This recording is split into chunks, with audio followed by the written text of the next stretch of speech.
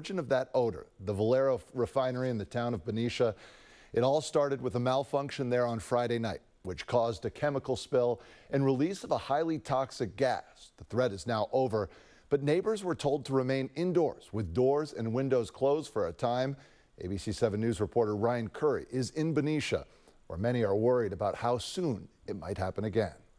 Small levels of smoke still coming from the towers of the Valero Refinery. Flaring is still ongoing after a unit shut down Friday night. But the flaring is only part of the concern. The Benicia Fire Department says after the unit shut down, a product known as a refined hydrocarbon needed to be moved to a holding tank.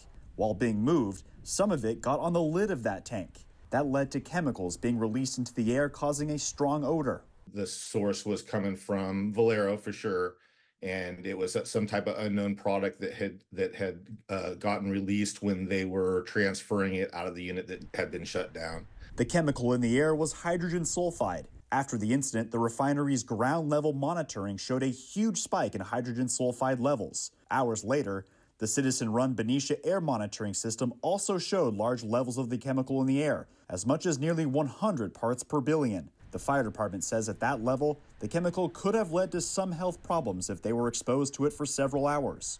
The levels that we were seeing in the neighborhoods were something where you wouldn't want to be in it for hours and hours and hours, but an hour or two, you're going to be okay. They say it wasn't severe to the point where they needed to evacuate anyone, but still a concern for those who live in the city. I knew when they kept talking about odors that it could be hydrogen sulfide,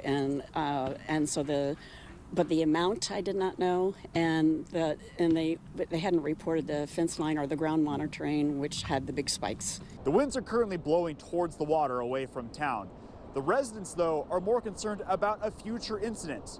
They're worried if the winds are blowing towards town, if something like this were to happen again. This is really dangerous, and there seems to be a lack of maintenance or a problem with operations because we've had these incidents before. We reached out to Valero for further comment, and we're waiting to hear back. Residents, including the former mayor, are calling for more transparency. With Valero specifically, we've been after them in terms of reporting and getting to know more about what they're doing, and kind of like to know what their plan is for reducing the greenhouse gases, and we don't have access to that.